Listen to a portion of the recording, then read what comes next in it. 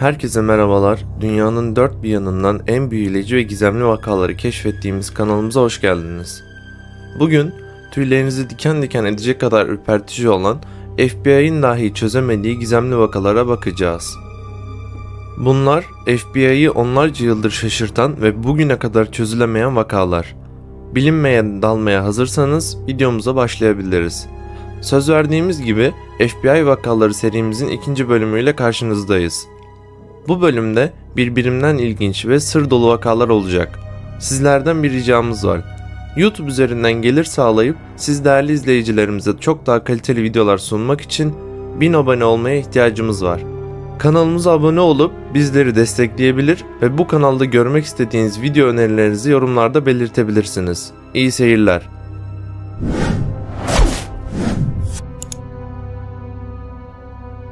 Jonestown katliamı. 18 Kasım 1978'de Guyana'nın Jonestown kentinde Halk Tapınağı adlı bir tarikatın 900'den fazla üyesi toplu bir intihar sonucu öldü.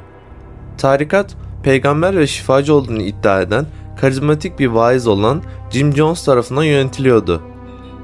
Müritlerini 1977 yılında Kaliforniya'dan Guyana'ya taşımış ve burada Jonestown adını verdiği ütopik bir topluluk kurmuştu. Ancak Jonestown bir cennet olmaktan çok uzaktı.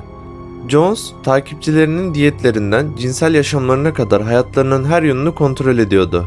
Onları fiziksel ve psikolojik tacize maruz bıraktı.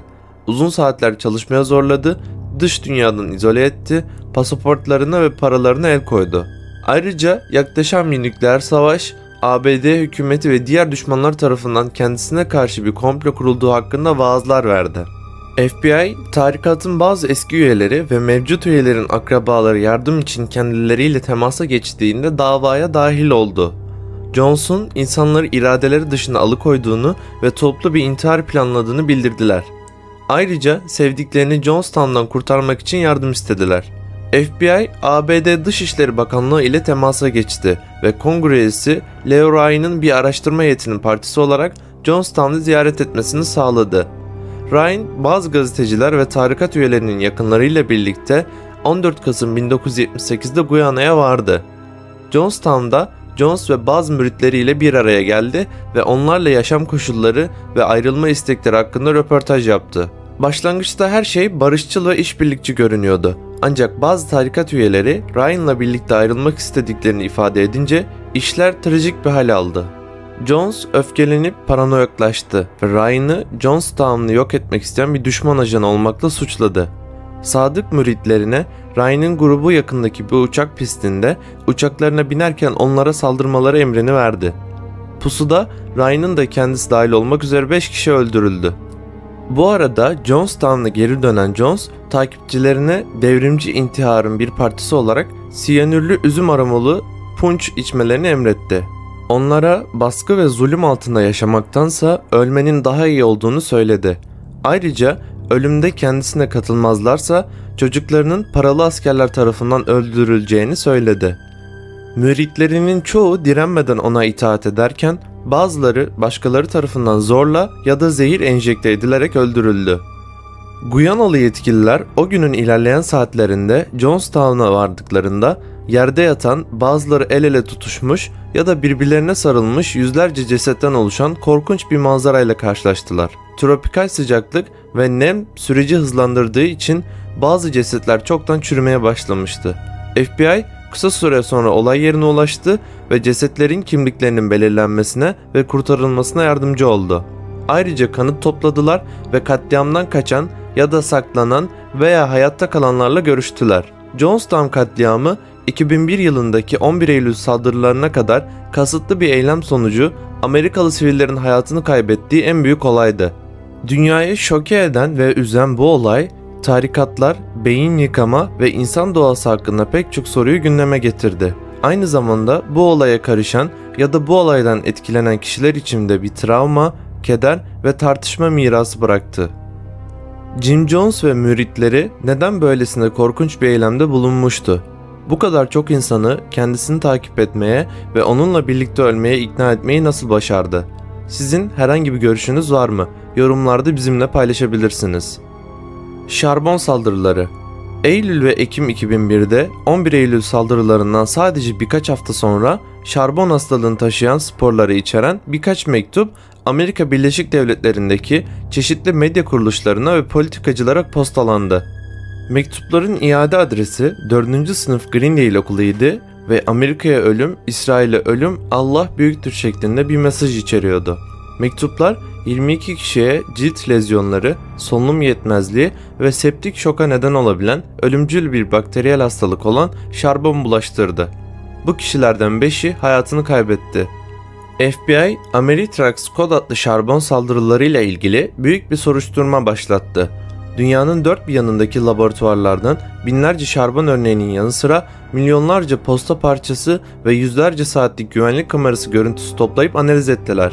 Ayrıca bilim adamları, biyoterörizm uzmanları ve kurbanların eski iş arkadaşları da dahil olmak üzere yüzlerce potansiyel şüpheli ve tanıkla görüştüler. FBI sonunda Maryland'deki ABD ordusu bulaşıcı hastalıklar tıbbi araştırma enstitüsünde çalışan ve mikrobiyolog olan Bruce Evans adlı bir şüpheli tespit etti. Evans'in saldırılarda kullanılan şarbon türüne erişimi vardı ve bir şarbon aşısı geliştirmek için çalışıyordu.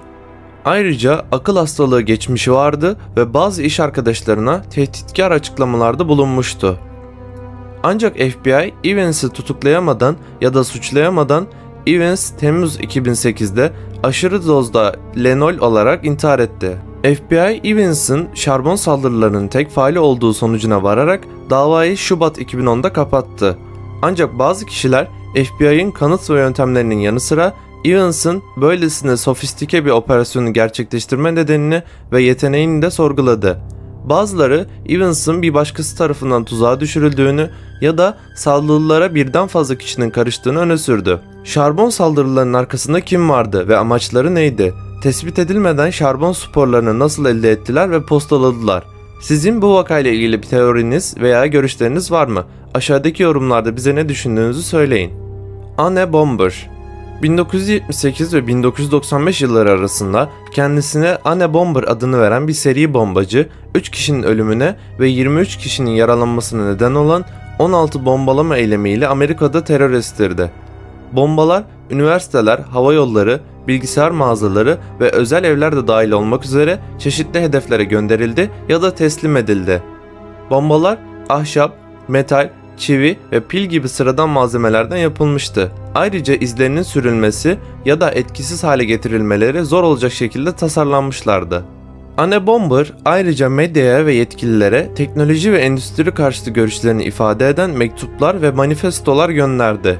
Doğayı ve insan özgürlüğünü yok eden bir sisteme karşı savaştığını iddia ediyordu. Ayrıca manifestosunun büyük gazeteler tarafından tam olarak yayınlanmasını talep etti. Aksi takdirde bombalama kampanyasına devam edecekti.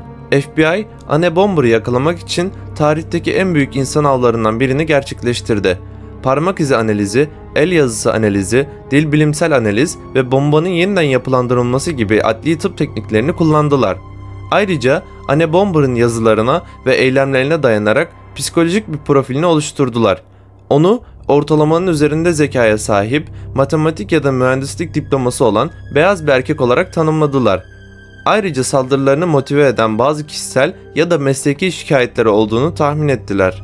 FBI 1995 yılında Anne Bomber'ın manifestosunda kardeşi Ted'in yazı stilini tanıyan David Kaczynski'den bir ipucu aldığında bir dönüm noktası yaşadı. Ted Kaczynski, Montana'da bir kulübede münzevi bir hayat sürmek için akademik kariyerini bırakmış eski bir matematik profesörüydü. Yıllardır orada kimsenin haberi olmadan bombalar yapıyordu. FBI, Ted Kaczynski'yi Nisan 1996'da kulübesinde tutukladı ve burada onu bombalı saldırılarla ilişkilendiren kanıtlar buldu. Ocak 1998'de ölüm cezasından kurtulmak için suçunu kabul etti ve şartlı tahliye olmaksızın ömür boyu hapse mahkum edildi. Halen Colorado'daki bir federal hapishanede cezasını çekmektedir. Anne Bomber davası FBI tarihindeki en kötü şöhretli ve karmaşık davalardan biridir. Ayrıca modern yaşamda teknoloji ve toplumun rolü hakkında birçok etik ve felsefi soruyu da gündeme getirmiştir. Peki siz Anne Bomber ve ideolojisi hakkında ne düşünüyorsunuz? Bu kadar uzun süre yakalanmamayı nasıl başarmış olması onun zeki bir suikastçı olduğunu gösteriyor. Bugünkü videomuzun sonuna geldik. Videomuzu sonuna kadar izlediğiniz için teşekkür ederiz. Bu video hoşunuza gittiyse lütfen beğenin ve daha fazla harika gizemli içerik için kanalımıza abone olun. FBI vakaları serimizi beğendiyseniz yorumlarda bize bildirebilir ve devamının gelmesini istiyorsanız videoyu beğenebilirsiniz. Ayrıca en son yüklemelerimizden haberdar olmak için zil simgesine basmayı da unutmayın. Bir dahaki sefere kadar görüşmek üzere, meraklı ve güvende kalın.